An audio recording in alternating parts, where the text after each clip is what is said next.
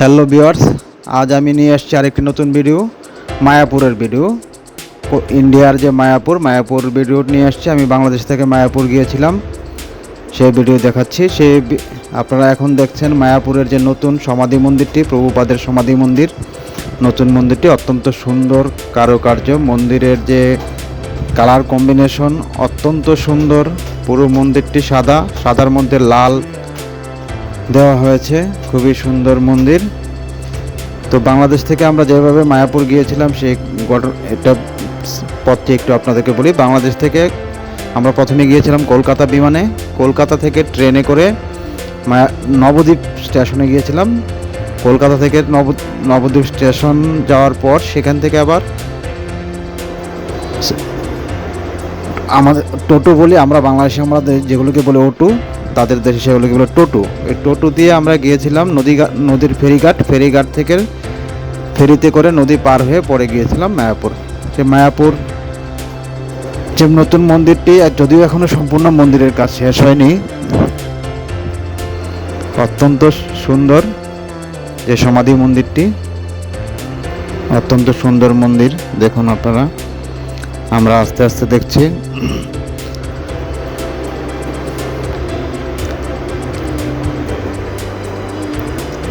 মায়াপুর মন্দির সমাধি মন্দিরের সামনের দিকটাতে যাচ্ছি আস্তে আস্তে। প্রধান গেট, যা মূল ফটক, যেটা এটাই মূলত মূল সামনের দিকটা।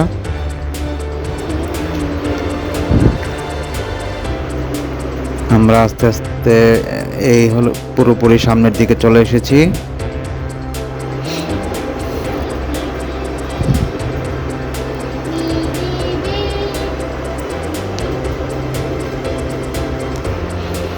এই যে এ হলো মন্দিরের প্রধান গেট বা মূল ফটক। এখন আমরা যাব আরেকটি মন্দিরে।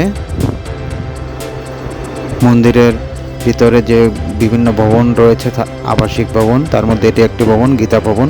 অত্যন্ত সুন্দরভাবে ভবন নকশা করা আছে এবং যে রাস্তাটা দেখতেছেন, সুন্দর টাইলস করা রাস্তা, দুই পাশে সবুজ এবং গাছপালা লাগানো আছে, বিভিন্ন ধরনের ফুল গাছ, এবং আছে লাইটিং।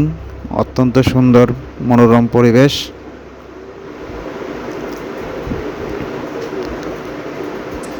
যাদের একটু সুযোগ হবে বা সামর্থ্য আছে, অবশ্যই একবার মায়াপুর ঘুরে আসবেন। আমি বলবো, যদি আপনি সনাতন ধর্মাবলম্বী হন, অবশ্যই একবার মায়াপুর ঘুরে আসবেন।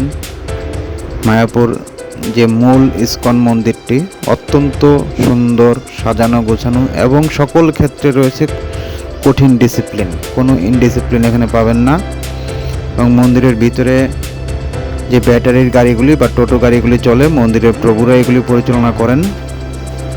প্রত্যেকটা মন্দির সুনির্দিষ্টভাবে আপনার এক ভবন থেকে আরেক ভবনে যাওয়ার জন্য রয়েছে এই টোটো গাড়িগুলি। মন্দিরের ভিতরে রয়েছে বেশ কয়েকটি রেস্টুরেন্ট, যা সবই ইসকন প্রভুদের দ্বারা পরিচালিত, অর্থাৎ 100% ভেজিটেরিয়ান। আরও কথিত আছে যে মায়াপুর এলাকার প্রায় রাউন্ডিংয়ে প্রায় 2-2.5 কিলোর মধ্যে কোথাও কোনো নন ভেজিট খাবার কোনো হোটেলে বিক্রি হয় না, অর্থাৎ কেউ চাইলেও নন ভেজিটেরিয়ান কোনো খাবার খেতে পারবে না। আমরা দেখছি গীতা ভবনটি। আমি আরও জানাচ্ছি যে মন্দিরের ভিতরে রেস্টুরেন্ট ছাড়াও প্রতিটি ভবনেই 3 বেলা প্রসাদের ব্যবস্থা রয়েছে, সকাল, দুপুর এবং রাত। তবে মন্দিরের প্রসাদ পেতে হলে অবশ্যই আপনাকে আগে থেকে টিকিট কেটে রাখতে হবে। অর্থাৎ সকালের প্রসাদের টিকিট নিতে হলে আগের দিন রাতে, দুপুরের প্রসাদ নিতে হবে সকালে, এবং রাতের প্রসাদ সন্ধ্যার একটু আগে কুপন কেটে নিতে হবে। কুপন ছাড়া কোনো প্রসাদ দেওয়া হয় না। এখন আমরা আছি মায়াপুরের ইসকন মন্দিরের বাইরে, মায়াপুরেরই একটি মন্দির, শ্রী চৈতন্য মন্দির। চৈতন্য মন্দিরের ভিতরে দেখুন, শ্রী চৈতন্য মন্দিরের ভিতরে অনেক সুন্দর একটি পুকুর আছে, পুকুরে ফোয়ারা আছে, ভিতরে অনেক বড় পরিবেশ, অনেক বড় জায়গা।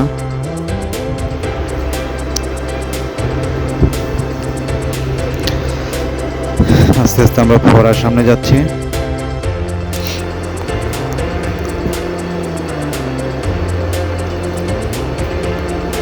এই পুকুরটির নাম শ্রীমন্তিনী কুণ্ড।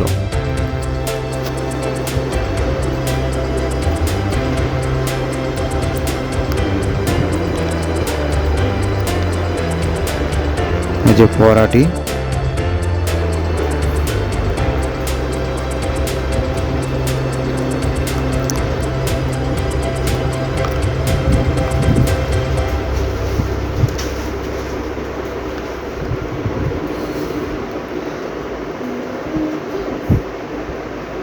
এখন আমরা যাব মন্দিরের এই চৈতন্য মহাপ্রভুর আরেকটি রূপ, যে সরবজ রূপ। সরবজ রূপের একটি প্রতিমা এখানে তৈরি করা আছে।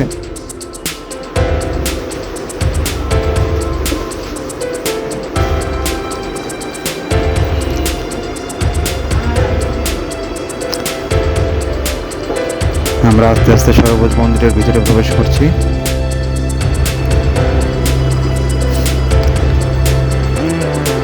এই যে সরবজ প্রতিমাটি, সরবজ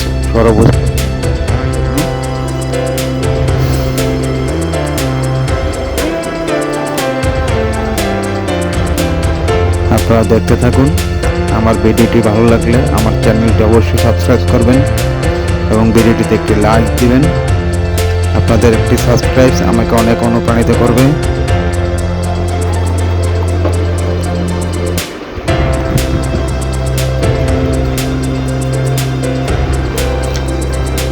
সরবজ প্রতিমাটি দেখছি আমরা।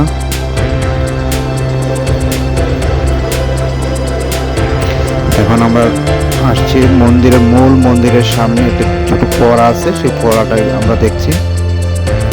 আপনারা দেখতে থাকুন, আমার চ্যানেলটি সঙ্গেই থাকুন। ধন্যবাদ সবাইকে।